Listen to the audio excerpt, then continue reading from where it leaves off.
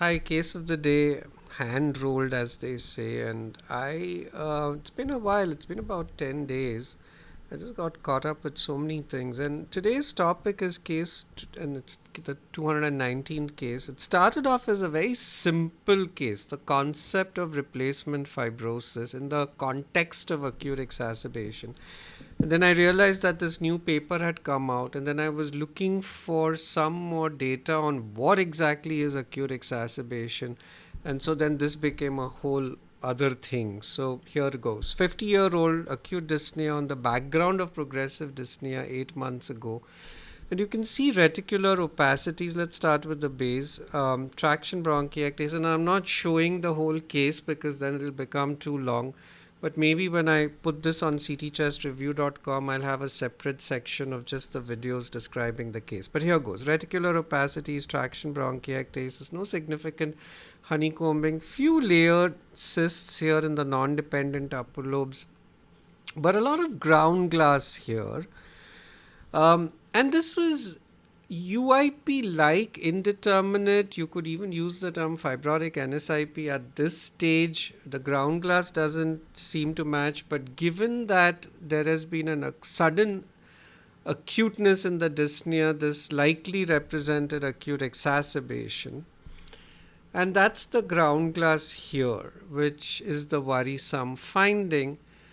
Then 2 to 3 months later, he was diagnosed with decompensated liver disease. He's non-alcoholic, non-smoker. I don't have other details, but we did this repeat scan yesterday, which now shows honeycombing, traction bronchiectasis, non-dependent upper lobe disease, and in the lower lobes, you see the reticular opacity showing an axial distribution. So you'd call it indeterminate. Well, it's UIP-like, but indeterminate in the sense that we don't have a classic etiology, but at this age, at 50, you would think of everything from connective tissue disease to short term telomere syndrome, anything that explains why the patient has accelerated disease. I mean, look at what there was just 8 or 9 months ago. But given that there's also liver disease, it's likely immune dysregulation related ILD, but there's no specific disease name that we've attached to that. But this case is about what happened to the ground glass of the acute exacerbation. And you see this ground glass in the background, on the background of this fibrosing ILD, and all this ground glass has become fibrosis, and which is why you actually have what looks like an axial distribution. So this is predominantly subpleural disease. So it's as if the ground glass has been replaced by fibrosis. And does that happen? So in the heart, we have the term replacement fibrosis for any insult that occurs, but that's not a term that's used in the lungs. Nevertheless, this is replacement of ground glass by fibrosis. So why does this happen? And that brings us to acute exacerbation. And just about 3 weeks ago, we had this working group report, and you call it a white paper, where they've talked about acute exacerbation in detail.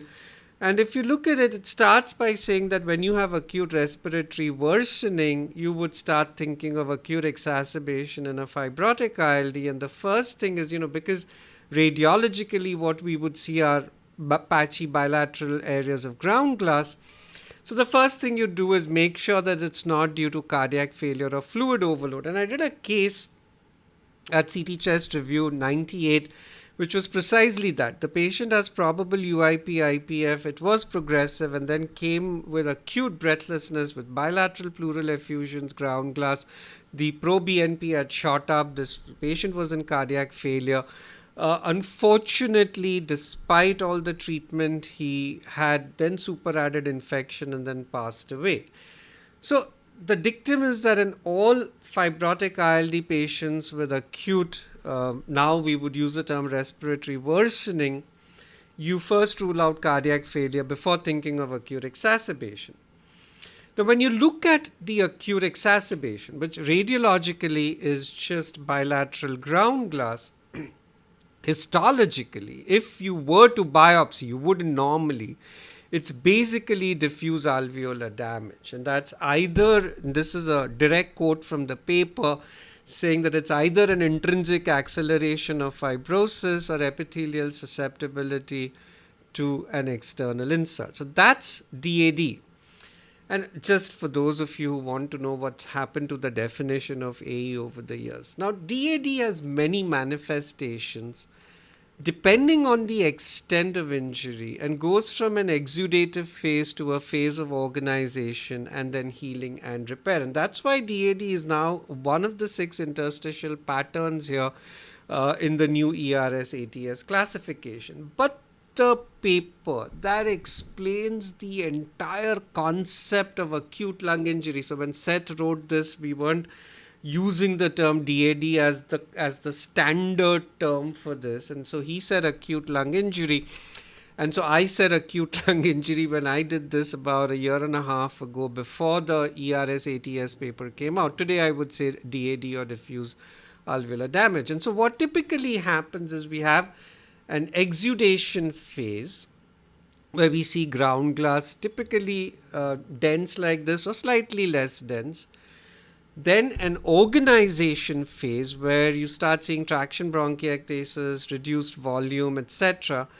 And then the healing phase. And that healing phase, and this was a case of the day I did, so it's available on YouTube. You can just go through it. I'll probably put a link on the right top here.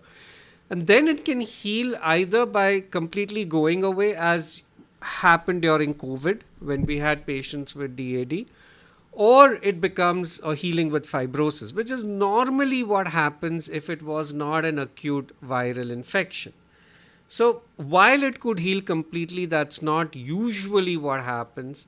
And most of the case times it heals with fibrosis. So here's another patient with immune dysregulation, ILD.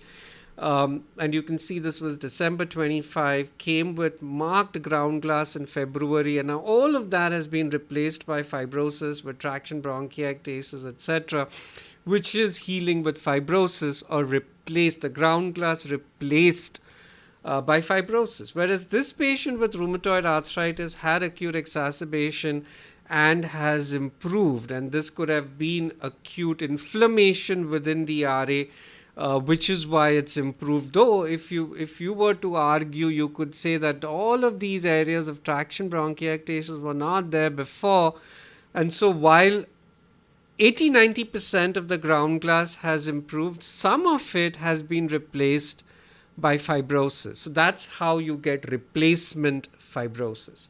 Just remember that the acute exacerbation can be idiopathic or triggered. Triggered would then be some environmental agent or infection.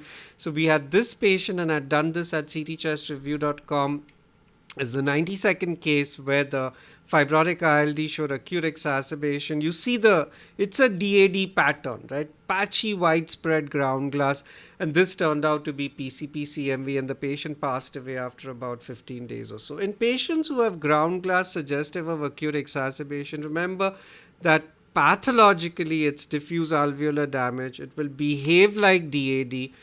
And most of the times it will heal with fibrosis, and then that appears as progressive disease. In some occasions, it may heal or it may completely go away. But it's in a setting where there's already a fibrosing ILD, it's unlikely that it will completely disappear. So 1 year and 141 days, this is what we've done so far. This I need to update now, my WhatsApp channel. And thank you so much for viewing this.